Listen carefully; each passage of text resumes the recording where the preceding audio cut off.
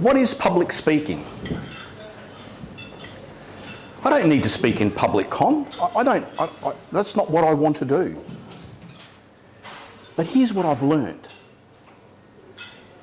Public speaking is this. Public speaking is a one-on-one. Public speaking is convincing your children to go to bed on time. Public speaking is every form of human interaction. It's a distinction that we need to be really, really clear on and understand. Here's the first lesson. We have a limited amount of time to do presentations. And often we get caught up telling people who we are, what we've done, and you know what? Nobody cares. A quality introduction, telling people why they should be listening to you, is the key. You then use your time to do what you need to do, to explain to people why, how, the benefit. Not 5 out of 10 minutes, I was born here, and I did this, and then I studied, and then I went here, etc., etc., etc. People have switched off.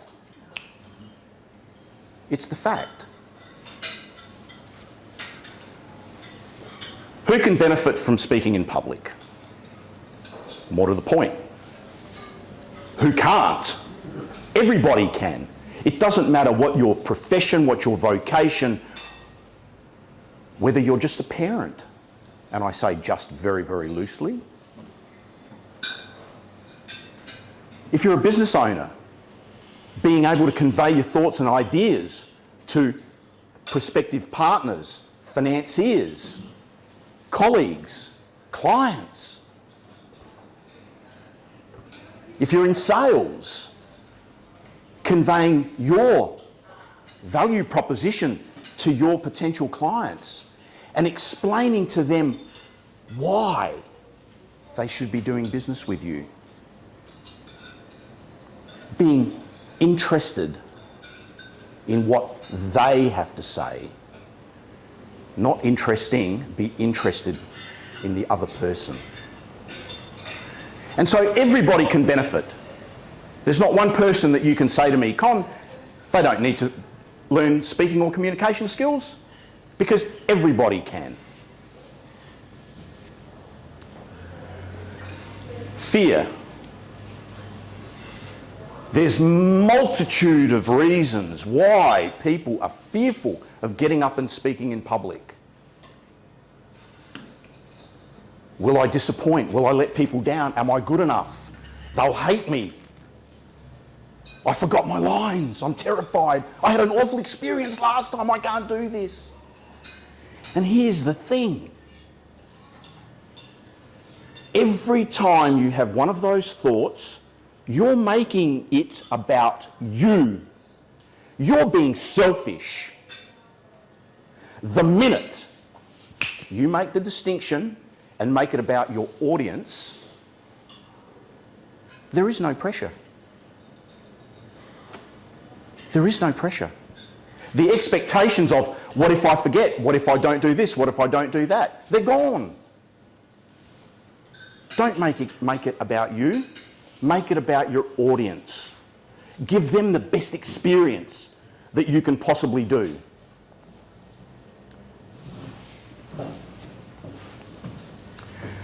Let's talk numbers. Everybody cringes. Oh my God, numbers. Every one of us in our industry, we have to talk numbers somewhere along the line. We can't avoid it. But here's the thing. It's not about the numbers. I can sit here and tell you that a recent study in the US, 76% of adults had a fear of speaking in public. Of those, 2/3 were women, 1/3 were men. Despite that, having speaking and communication skills impacted your job opportunity and financial growth by 10 to 15% respectively, only 8% of people sought professional help. How boring. What's the emotional cost? What's the human story on what your numbers represent? I see 76% of people who have a fear of speaking in public who are preventing themselves from advancing their careers, having the life that they've dreamt of. Not being able to provide for not only themselves, but their friends, their families, and their loved ones, because they feared getting up and presenting their thoughts and ideas. Your numbers are important. Paint a picture.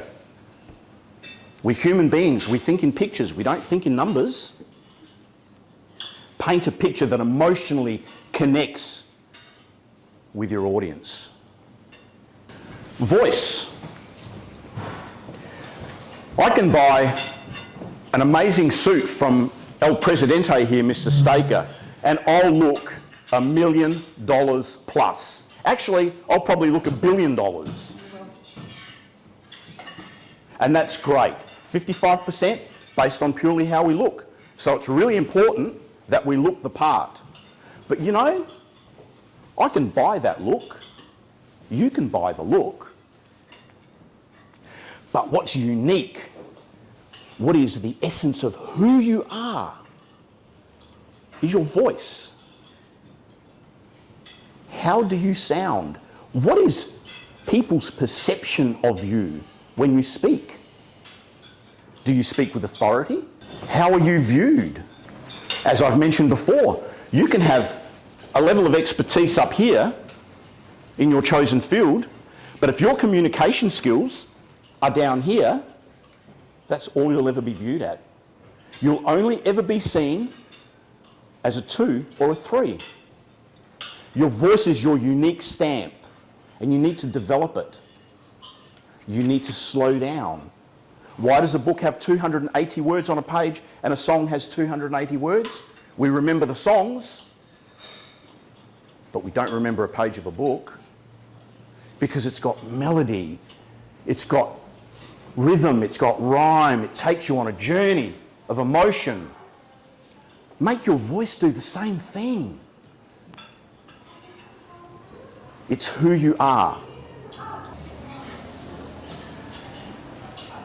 What's in it for me, Con? Sounds so selfish. What's in it for me? What am I going to get? But that's what your audience members are thinking every single time. What am I going to get in this presentation? What lesson are you going to teach me? What piece of valuable information will change my life? What will I gain from your experience, from your expertise, from your profession? It's not selfish. Everybody that comes to listen to you, whether it's in a group like this, whether it's a one-on-one situation, they have invested either time and or money. Everyone's invested something. They have an expectation. They have an expectation that they're going to get something from your presentation. As I said earlier, make it about your audience. It's not about you. Don't be selfish. Value, value, value. What do I do? Public workshops, corporate training, one-on-one elite coaching, public workshops. Anybody that you know that feel that they need to improve their communication skills for their career, for their profession, I can help them. This is how I can be contacted. My website and my email, my business cards are everywhere.